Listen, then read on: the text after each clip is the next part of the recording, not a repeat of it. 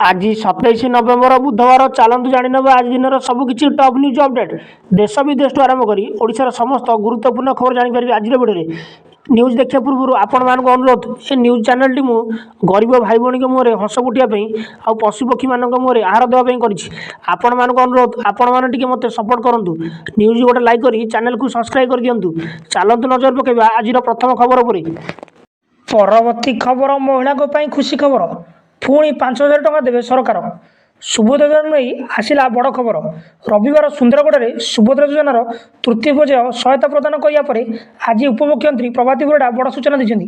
उपमुख्यमंत्री कहते मार्च 8 रु तृतीय किस्ती सुभद्रा टंका मिल मार्च 7 रे प्रथम किस्तीर शेष पर्याय टंका मिल पंजीकरण कले फेब्रुआरी भी टंका मिल 2,27,000 हिताधिकारी बाद पड़ते बाद हिताधिकारी रिव्यू चली 22% काम सरी सूचना। परवर्ती खबर आज विधानसभा शीत अधिवेशन आज आरंभ होती शीत अधिवेशन में गृह दुलुकिब पूर्वतन मुख्यमंत्री नवीन पट्टनायक ने विरोधी आक्रमण नेतृत्व सरकार घांटा पूरा योजना प्रस्तुत सरी मुख्य प्रसंग आईन श्रृंखला और आंबटक को धरी आग को बढ़ विजेडी कांग्रेस एथर तार स्वर को विजेडी सह मिसाई शाणित करेंगे सूचना मिली। परवर्ती खबर बंगोपसागर दाना बांधुची बात्या पेंगाल तामिलनाडु मुहाब बात्या आसुची बात्या पेंगाल बंगोपसागर दाना बांधुची बात्या गभीर विपदे परिणत हो आसंता काली बात्या रूप नेब बात्या तामिलनाडु मुहां होता भारतीय पाणीपाग विभाग सूचना बर्तमान बात्या तिड़कमालीर दक्षिण पूर्व दिगरे 280 किलोमीटर दूर रही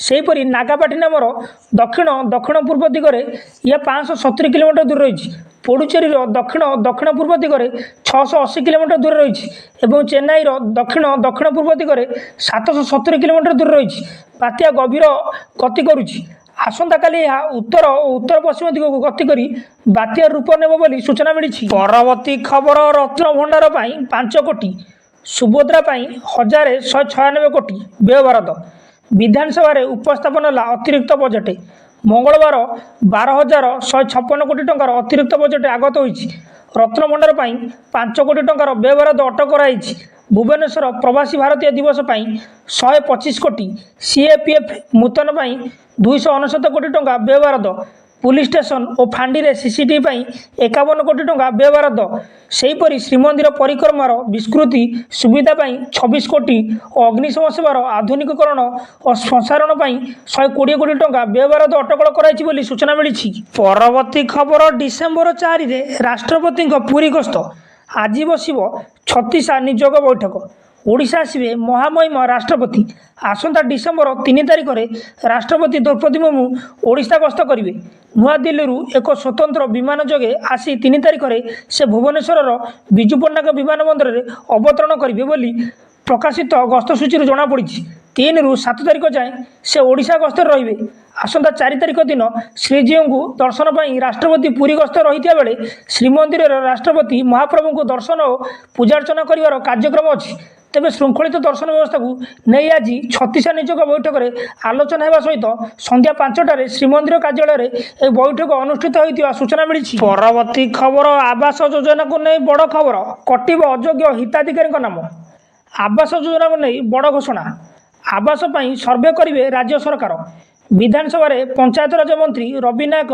एने सूचना देते हिताधिकारी चिन्हट करने नुआ सर्वे कर चलित वर्ष 1,11,000 घर पर कार्यादेश होती तेज बाद पड़ी 50,963 हिताधिकारी दरखास्त विचार कर प्रधानमंत्री आवास योजना को बाद पड़ी नहीं सरकार बड़ पदक्षेप नहीं सूचना मिली। परवर्ती खबर आज 5 घंटा महाप्रभु दर्शन बंद आज 27 तारिख बुधवार मार्गशीर कृष्ण द्वादशी तिथि श्रीमंदिर में श्री विग्रह मानकर बनलागि नीति अनुष्ठित हो द्वितीय भोग मंडप भोग शेष होगा ए गुप्त नीति समापन कर आपात अपराह 5 घटिका ठारू रात्र 10 घटिया पर्यंत प्राय 5 घंटा सर्वसाधारण दर्शन बंद रत्त महापात्र और दईतापति सेवक मान द्वारा ए गुप्त नीति संपादन कर श्रीमंदिर प्रशासन पक्षर यह सूचना प्रदान कराई सूचना मिली। परवर्ती खबर आज कमिब शीत 2 रु 4 डिग्री सेल्सियस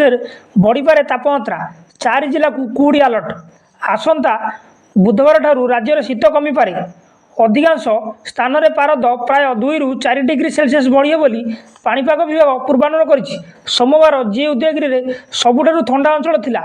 ଏଠାରେ ରାତି ତାପମାତ୍ରା 8 ଡିଗ୍ରୀ ରେକର୍ଡ ହୋଇଛି।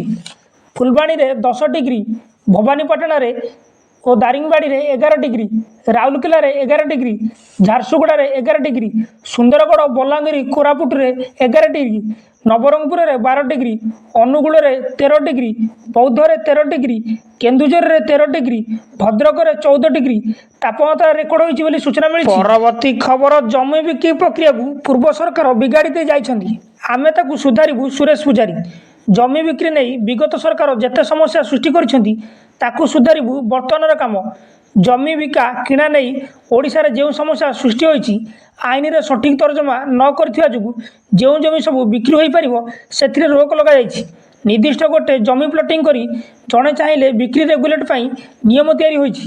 ଜମିରେ ପ୍ଲଟିଂ କରି ଫ୍ଲାଟ୍ କରି ବିକ୍ରି ପାଇଁ ବ୍ୟବସାୟୀ ଚାହିଁବ ତା ପାଇଁ ନିୟମ ହୋଇଛି ବୋଲି ସୂଚନା ମିଳିଛି। ପରବର୍ତ୍ତୀ ଖବର, ଦିନିକିଆ ଓଡ଼ିଶା ଗସ୍ତରେ ଆସୁଛନ୍ତି ମୋଦି। ଆସନ୍ତା 29 ତାରିଖରୁ ଭୁବନେଶ୍ୱରରେ ଆରମ୍ଭ ହେବ 3 ଦିନିଆ ପୁଲିସ ମହାନିର୍ଦ୍ଦେଶ ଡିଜିପି ସମ୍ମିଳନୀ। ଏଥିରେ ସମସ୍ତ ରାଜ୍ୟ କେନ୍ଦ୍ର ଶାସିତ ଅଞ୍ଚଳର ପୁଲିସ ଡିଜିମାନେ ଯୋଗ ଦେବେ। ଏହାକୁ ସ୍ୱରାଷ୍ଟ୍ର ମନ୍ତ୍ରୀ ଅମିତ ଶାହା ଉଦ୍ଘାଟନ କରିବେ। ପ୍ରଧାନମନ୍ତ୍ରୀ ନରେନ୍ଦ୍ର ମୋଦି ଏହି ସମ୍ମିଳନୀରେ ଦ୍ୱିତୀୟ ଦିନରେ ସମସ୍ତ ପୁଲିସ ଡିଜିଙ୍କ ସହ ଦେଶର ଆନ୍ତର୍ଜୀୟ ସୁରକ୍ଷା ଓ ଜାତୀୟ ସୁରକ୍ଷା ନେଇ ଆଲୋଚନା କରିବା ସହ ଉଦ୍ଯାପନୀ ଉତ୍ସବରେ ଉଦ୍ବୋଧନ ଦେବାର କାର୍ଯ୍ୟକ୍ରମ ସ୍ଥିର ହୋଇଛି। ଏଥିପାଇଁ ପ୍ରଧାନମନ୍ତ୍ରୀ ଆସନ୍ତା 29 ତାରିଖରୁ 3 ଦିନିଆ ଓଡ଼ିଶା ଗସ୍ତରେ ଆସୁଛନ୍ତି ବୋଲି ସୂଚନା ମିଳିଛି। ପରବର୍ତ୍ତୀ ଖବର, 27ରୁ ବର୍ଷା ସମ୍ଭାବନା। ସୃଷ୍ଟି ହୋଇଥିବା ଲଘୁଚାପ କ୍ଷେତ୍ର ବର୍ତ୍ତମାନ ପୂର୍ବ କେନ୍ଦ୍ରୀୟ ଭାରତ ମହାସାଗର ଓ ଦକ୍ଷିଣ ପୂର୍ବ ବଙ୍ଗୋପସାଗରରେ ସକ୍ରିୟ ରହିଛି। ଏହା ପଶ୍ଚିମ ଉତ୍ତର ପଶ୍ଚିମ ଦିଗକୁ ଗତି କରି 25 ତାରିଖ ଅର୍ଥାତ୍ ଆସନ୍ତାକାଲି ଦକ୍ଷିଣ ବଙ୍ଗୋପସାଗର କେନ୍ଦ୍ରୀୟ ଭାଗରେ ଅବବାତରେ ପରିଣତ ହେବ। ଏହା ପରବର୍ତ୍ତୀ 2 ଦିନ ମଧ୍ୟରେ ତାମିଲନାଡୁ, ଶ୍ରୀଲଙ୍କା ଉପକୂଳ ଉତ୍ତର ପଶ୍ଚିମ ଦିଗକୁ ଗତି କରିବାର ସମ୍ଭାବନା ରହିଛି। ତେବେ ଏହାର ପ୍ରଭାବରେ ଓଡ଼ିଶାରେ 3 ଦିନ ବର୍ଷା ଲାଗି ରହିବ ବୋଲି ପୂର୍ବାନୁମାନ କରାଯାଇଛି ବୋଲି ସୂଚନା ମିଳିଛି। ପରବର୍ତ୍ତୀ ଖବର, ମାର୍ଚ୍ଚ 7 ସୁଭଦ୍ରା ଆବେଦନ ଶେଷ ତାରିଖ। ସୁଭଦ୍ରା ଯୋଜନାକୁ ନେଇ ଆସିଲା ବଡ଼ ଅପଡେଟ୍। ଆସନ୍ତା ବର୍ଷ ମାର୍ଚ୍ଚ 7 ସୁଭଦ୍ରା ଆବେଦନ ଡେଡ୍ଲାଇନ୍ ଅର୍ଥାତ୍ 2025 ମାର୍ଚ୍ଚ 7 ତାରିଖ ସୁଭଦ୍ରା ପ୍ରଥମ କିସ୍ତି ଆବେଦନ ଶେଷ ତାରିଖ। ଏନେଇ ସୂଚନା ଦେଇଛନ୍ତି ଉପମୁଖ୍ୟମନ୍ତ୍ରୀ ପ୍ରଭାତୀ ପରିଡ଼ା। ମାର୍ଚ୍ଚ 8ରେ ମହିଳା ଦିବସରେ ଦ୍ୱିତୀୟ କିସ୍ତି ସୁଭଦ୍ରା ଟଙ୍କା ମିଳିବ। ସେପଟେ ମାଲକାନଗିରିରେ ବଣ୍ଡାପାଟିରେ ହିତାଧିକାରୀଙ୍କ ପାଖକୁ ବିଭାଗୀୟ ଅଧିକାରୀ ଯାଇ ଫିଜିକାଲ ଭେରିଫିକେସନ୍ କରିବାକୁ ଉପମୁଖ୍ୟମନ୍ତ୍ରୀ ନିର୍ଦ୍ଦେଶ ଦେଇଛନ୍ତି ବୋଲି ସୂଚନା ମିଳିଛି। ପରବର୍ତ୍ତୀ ଖବର, ସରିଲା ଯୁକ୍ତ 2 ଫର୍ମ ପୂରଣ। ଡିସେମ୍ବର 15 ମିଳିବ ଆଡମିଟ୍ କାର୍ଡ଼। ଉଚ୍ଚ ମାଧ୍ୟମିକ ଶିକ୍ଷା ପରିଷଦ ପକ୍ଷରୁ ଚାଲିଥିବା ଫର୍ମ ପୂରଣ ସୋମବାର ଶେଷ ହୋଇଛି। ଯୁକ୍ତ 2 କଳା, ବାଣିଜ୍ୟ, ବିଜ୍ଞାନ, ଧନ୍ଦାମୂଳକ ଶିକ୍ଷା, ରେଗୁଲାର ଏବଂ ଏକ୍ସ ରେଗୁଲାର ଥିଓରି ପରୀକ୍ଷା ପାଇଁ ପ୍ରାୟ 3,95,000 ଛାତ୍ରଛାତ୍ରୀ ଫର୍ମ ପୂରଣ କରିଛନ୍ତି। ଆସନ୍ତା ଫେବୃଆରୀ 18ରୁ ଥିଓରି ପରୀକ୍ଷା ହେବାକୁ ଥିବାବେଳେ ଆସନ୍ତା 15 ତାରିଖରୁ ଆଡମିଟ୍ କାର୍ଡ଼ ମିଳିବ ବୋଲି ସୂଚନା ମିଳିଛି। ନ୍ୟୁଜ୍ଟି ଏଇଠି ସମାପ୍ତ ହୋଇଛି। ଆପଣମାନଙ୍କୁ ଅନୁରୋଧ, ନ୍ୟୁଜ୍ ଗୋଟେ ହୃଦୟରୁ ଲାଇକ୍ କରି ଚ୍ୟାନେଲକୁ ସବସ୍କ୍ରାଇବ୍ କରିଦିଅନ୍ତୁ।